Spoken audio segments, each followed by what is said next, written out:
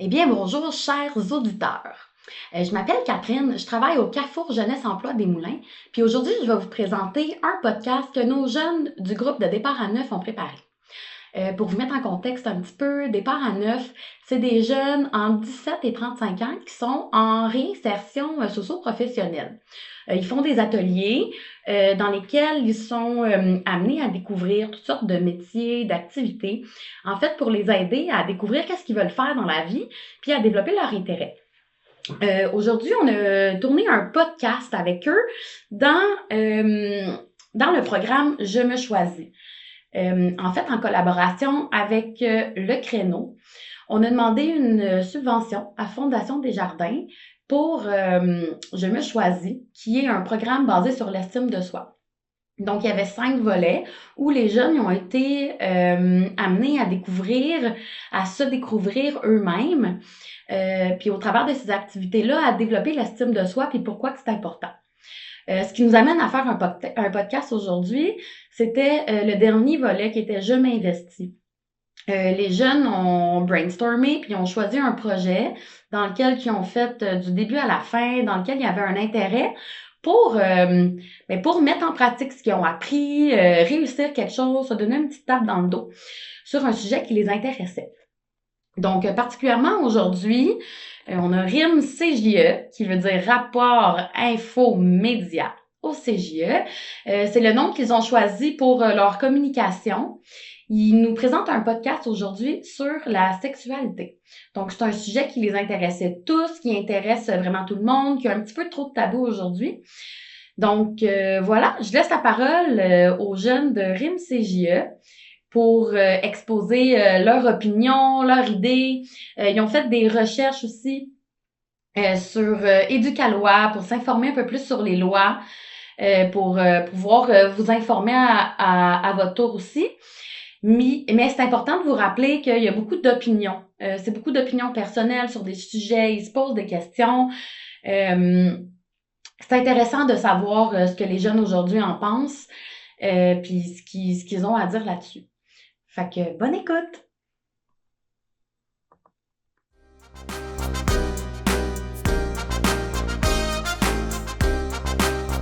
Bonjour, je me présente, je m'appelle Justin et aujourd'hui on va parler de la sexualité. Moi personnellement, je vais vous expliquer pourquoi ça m'intéresse de parler de ça. C'est parce qu'il y a beaucoup d'enjeux dans la société qui sont considérés tabous, flous, on comprend pas complètement euh, qu'est-ce qu'on doit faire. Puis à l'école, on s'entend, on se le fait pas vraiment apprendre, là, c'est assez vague. Alors, c'est ça. Moi, je vais présenter mon premier membre de l'équipe. Je présente Simon. Bonjour, bonjour. Simon, pourquoi toi, ça t'intéresse la sexualité? Moi, j'aurais aimé ça, savoir ça plus jeune, savoir ça quand j'avais 12-13 ans à l'école primaire ou secondaire, puis c'est pas l'école vraiment qui va nous apprendre ça, fait que rendu là, j'ai fait quelques petites recherches, puis pas mal ça. Non, c'est excellent ça. Puis je vais présenter mon deuxième coéquipier, ma coéquipière, Carole. Bonjour. Allô, ça va? Ça va bien toi? Oui, ça va, merci. Carole, vas-y, pourquoi ça t'intéresse toi la sexualité? Moi, personnellement, je trouve que le consentement est essentiel pour plusieurs raisons. Et surtout dans les contextes d'une relation sexuelle. Consentement, pour moi, mot pour mot, c'est quand quelqu'un dit oui, c'est oui. Quand quelqu'un dit non, c'est non. Moi, je dirais aussi rassurer que comme la personne est consciente de, de, de ce qui est en train de se passer Ouais. et que la personne est sobre et capable de comprendre la situation. Ouais. Puis toi, Simon, pour ta part, admettons, je te demanderais, même question. Pour toi, c'est quoi le consentement? Ça peut être la même réponse que Carole. Savoir, oui puis non, c'est plus voir les gestes de la personne, savoir si elle est à l'aise, savoir si, justement, parler avec la personne avant, qu'est-ce qu'elle aime pas, si elle en a envie, si elle en a pas envie. Puis quand que tu commences, puis mettons, elle te dit ah je vais arrêter, ben t'arrêtes là. Tu vas pas continuer puis continuer. Pour moi, c'est ça le consentement. Ok, ben c'est excellent, mais c'est vraiment bon. Moi, honnêtement, le consentement pour moi, c'est je crois que t'as pas vraiment le choix de regarder le langage corporel de la personne. Si tu sens que, et tu vois avec le langage corporel, qu'il y a un malaise, la personne est mal à l'aise, c'est comme un non. Ok, parfait. J'avais d'autres petites questions pour vous. La première question, c'est l'âge légal du consentement, c'est laquelle? L'âge légal du consentement sexuel, c'est à 16 ans avec accord de tes parents. Sinon, c'est à 18 ans. Pas accord de tes parents. T'es rendu majeur, fait que t'es pas obligé, là. Mais... On veut savoir quels sont les écarts d'âge qui sont considérés plus légaux. À 12-13 ans, c'est 2 ans de ton aîné. Ensuite, à 15 ans, c'est 5 ans de ton aîné. Puis là, ensuite, à 16 ans, t'as le droit à tout, sauf accord de tes parents obligatoire. T'as bien beau avoir 16 ans, puis si tes parents ils sont pas d'accord, ben je suis désolé pour toi, mais c'est non. Puis, puis vas-y, Carole, oui. Moi, personnellement, je suis un peu, je viens d'apprendre ça. C'est quelque chose de nouveau pour moi. Pour moi, personnellement, je dirais, je voudrais juste avoir une écart de 5 ans avec mon coéquipier. Mhm. Sinon, de plus, je peux pas ou de moins non plus. Ok. Qu'est-ce que c'est une agression sexuelle? Vas-y, Simon. Pour moi, une agression sexuelle, c'est quand que tu commences, puis la personne dit non, puis tu continues pareil. Ou admettons, tu commences, elle dit oui, ou il dit oui, tout dépendant si, en tout cas. Tu commences, tout va bien, puis en plein milieu, ça ne tente plus. Ben, faut que t'arrêtes. Si tu continues, là, ça tombe sur une agression sexuelle. Pour moi, c'est ça, là, une agression sexuelle. Si elle dit non, c'est non, tu vas pas continuer. Si tu continues, là, oui, c'est considéré comme une agression sexuelle. Déjà, faut savoir, une agression sexuelle, c'est pas seulement quand il y a une pénétration, whatever. Une agression sexuelle, ça peut être aussi, je pense, un bisou. Donc, un bisou, toucher les parties du corps d'une certaine personne. Ça, c'est une agression sexuelle. Et voilà. Moi, j'avais une question. Par exemple, les conséquences d'une agression sexuelle, moi, j'ai écrit dans le fond, c'est quoi, quels sont les traumatismes, les répercussions d'une agression sexuelle. Selon vous, c'est... Allez-y, vas-y, Carole. Moi, pour moi, quelqu'un qui se fait agresser, c'est sûr que tu tombes dans une dépression. Tu seras au plus bas de toi parce que tu sais, t'as pas voulu que cet événement arrive. Et les conséquences qui viennent après, c'est vraiment, moi personnellement, je trouve que il y a le manque de confiance en soi qui vient, il y a il y a la peur qui vient. Parce que on connaît tous que quand quelqu'un se fait agresser, ben, surtout quand c'est dehors ou que c'est à la maison, c'est sûr que tu as envie de rester seul. Tu veux plus voir les gens. T'isoler. Voilà, exactement. Je l'ai pas de couper, excusez. Non, mais ça va, c'est très bien. Puis, il peut aussi avoir des troubles mentaux qui peuvent venir après. Honnêtement, il y a plusieurs conséquences qui arrivent après ça pour la victime. Mais je les connais pas tous. Voilà. Moi, je vais donner comme exemple, je sais pas moi, ouais. Une personne qui se fait agresser ne voudra plus nécessairement avoir du sexe, avoir des relations sexuelles par la suite. Ne voudra, comment je peux dire, une personne qui est hétéro avec un gars, une femme qui se fait agresser par un homme ne voudra plus nécessairement être en couple avec un homme, il va avoir des craintes envers l'homme, ou même les hommes qui se font agresser par les femmes. La même affaire, ça peut avoir des répercussions sur sa famille aussi, sur son ça va loin, là, tu sais. C'est très loin. Mais je vais juste donner ma réponse à moi parce qu'on donne toutes nos réponses. Puis moi, je pense, en ce qui concerne les traumatismes, qu'est-ce que c'est? Je vais prendre l'exemple de Carole. Euh, Subir une agression sexuelle, ça peut mener la personne à de l'isolement. Mais de l'isolement, pas juste social, mais l'isolement par rapport à même au travail. La personne va peut-être moins vouloir aller au travail si elle fait pas du télétravail.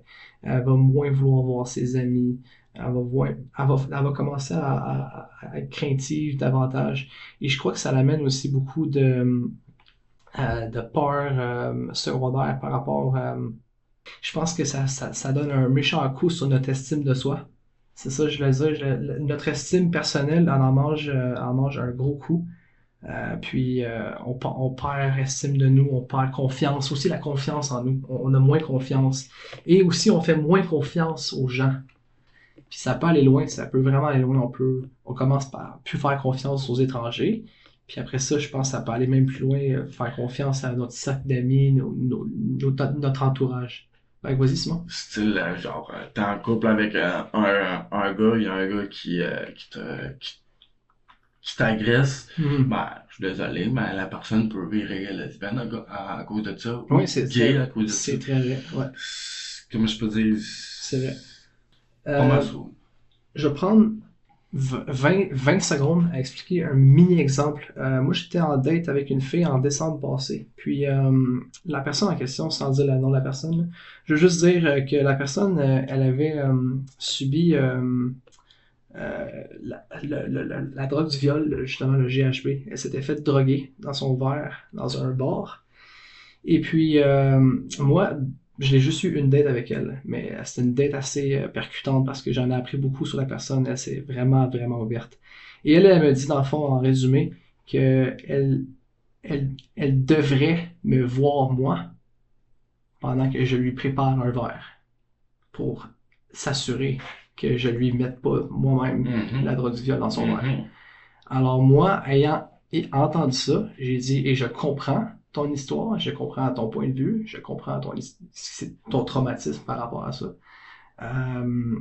Mais moi, marcher sur des œufs, puis moi, mon point de vue, c'est moi marcher sur des œufs tout le long surtout au début d'une relation. Moi, je peux pas vivre avec ça parce que c'est comme, évidemment, la confiance est même pas à zéro, est à moins 100.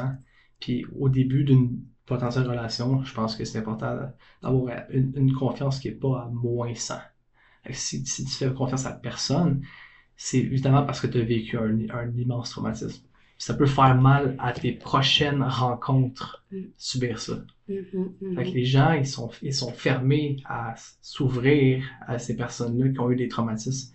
Moi, je dirais que c'est aussi important de mentionner une agression sexuelle. Ça peut l'être aussi quand deux personnes sont en couple. Vous êtes en couple, vous habitez par exemple ensemble, et que tu veux pas nécessairement le faire à ce moment-là avec ton partenaire et que ton partenaire t'oblige à le faire. C'est une agression sexuelle. Oui, et faudrait aussi le mentionner, genre. Ça, c'est vrai. C'est vraiment très bien amené. Pour moi, si, mettons, la personne s'est fait agresser pis tout, faut que tu essaies de lui montrer que tu vas être assez respectueux, que tu vas prendre le temps, tu vas rendre la personne à l'aise, tu vas essayer par tous les moyens de rendre la personne à l'aise, avoir confiance en toi, en soi, puis en l'autre personne, pour éventuellement peut-être essayer, mais si la personne... Ben, je peux te finir sa phrase. Je pense que si tu t'es essayé et la personne elle ferme toutes les portes, c'est peut-être parce que cette personne-là est soit pas prête à rouvrir ces portes-là. Vas-y. Dans tous les cas, il faut jamais forcer une relation. Non. Surtout une relation sexuelle. Je pense que ça vient naturellement, voilà. C'est ça, ça vient naturellement. On force pas. Non, il faudrait pas. Quoi faire pour se sortir de nos traumatismes? Quand on en subit, c'est quoi les solutions, les stratégies pour se sortir de nos traumas? Vas-y, Simon. Aller consulter, aller aller voir des psychologues, ne pas rester enfermé puis être capable d'en parler parce que si t'en parles pas, tu vas rester tout le temps dans la peur puis ça aller dans des comment t'appelles ça Calac, Ivac, dans Des centres de ressources. exactement dans des ressources adaptées aux personnes qui se sont fait agresser, parler comme mettons des pour pouvoir Des t'en thérapies sortir de le plus groupe. possible. Des thérapies de Exactement. groupe, c'est ça. Exactement. Je cherchais le mot aussi. Mais le plus, la meilleure façon pour t'en sortir, c'est de parler. Point barre. Je vais C'est juste juste prendre de une parler. petite parenthèse d'environ 10 secondes. Les ressources que tu peux utiliser, là, si jamais tu subis une agression sexuelle, comment tu peux t'en sortir? Il y a le CAVAC, C-A-V-A-C. Il y a le CALAC, C-A-L-A-C. Il y a SOS violence conjugale et il y a même IVAC. Alors, c'est toutes des ressources que vous pouvez consulter au cas et des organismes qui pourraient vous aider. Vas-y, Carole. Moi, C'est juste pour dire ça. Moi, personnellement, je rajouterais pour la violence conjugale, je rajouterais aussi regroupelle. Les ressources ont été dites. Si jamais vous avez des questions, Il y en a plusieurs d'autres. Il y en a plusieurs il y d'autres. en a d'autres. Ouais. Je vous dirais de faire du surfing sur Internet et de vérifier les potentiels sites qu'on n'a pas nous-mêmes dit. Alors, il y en a évidemment plein d'autres, là. T'as aussi à cœur d'homme pour ceux-là qui ont les hommes qui se sont fait soit agresser, soit des violences conjugales ou whatever. T'as plein de ressources pour les femmes, t'as plein de ressources pour les hommes, t'as plein de ressources pour les jeunes, t'as plein de ressources. Ressources pour les vieux. Ouais, donc les jeunes, après ça, les vieux, je sais pas. Non, non, oui. Puis, Faut juste sentez-vous à l'aise de les consulter. Une question à vous deux, en fait, ce que j'ai pas écrit, mais qui me vient en tête maintenant. Parmi tous les sujets, toutes les questions et tout ce qu'on a discuté aujourd'hui, est-ce qu'il y a quelque chose que vous retenez, mettons, davantage que le reste? Est-ce qu'il y a quelque chose qui vous a vraiment, qui a retenu votre attention? Ok, ouais, ça c'était bon, ça c'est un passage. Là, je vais me rappeler de celle-là parce que, oh, ça c'était bien ce que lui a dit ou ce qu'elle a dit. Fait que, allez-y, vas-y, Simon. Soyez capable de dire non. Parlez-en. Soyez à l'aise, puis soyez, comment je peux dire, n'ayez pas peur de sortir de vos mitaines, de vos Exact, gardes. votre zone de confort. Exactement. C'est ça. Pour en parler, point barre, si vous êtes victime ou même si vous êtes victime, point barre, parlez-en. Soyez à l'aise. Restez pas avec ça. Ça sert à rien. Vous allez juste plonger, puis toujours plonger. C'est ça. Oui, Vas-y, Carole, qu'est-ce que tu as retenu d'aujourd'hui? Moi, j'ai l'affaire qui m'a marqué le plus. Ouais. C'est vraiment, je savais pas que l'âge légal du consentement était de 16 ans. Mhm. Était de 16 ans avec autorisation parentale. C'est ça. Il y a ça que j'ai appris avec vous. C'est ça. Il y a aussi le consentement, mon sujet du début. Oui, Quand c'est non, c'est non. Et voilà. Hein. c'est excellent. That's it. Y a-t-il une conclusion à dire? merci de nous avoir écoutés. Ah ouais. Puis à la prochaine. J'ai jamais été bon avec les conclusions, honnêtement. Je vais vous laisser la faire, la conclusion, Carole. J'ai rien à dire, moi. Moi non plus, j'ai pas de conclusion. Ben, merci d'avoir écouté ce podcast et j'espère que vous avez appris quelque chose aujourd'hui. Puis je suis vraiment content d'avoir fait ça avec vous deux, Simon et Carole. Ça me vient naturellement. Merci. Moi aussi. Vous êtes des vrais de vrais.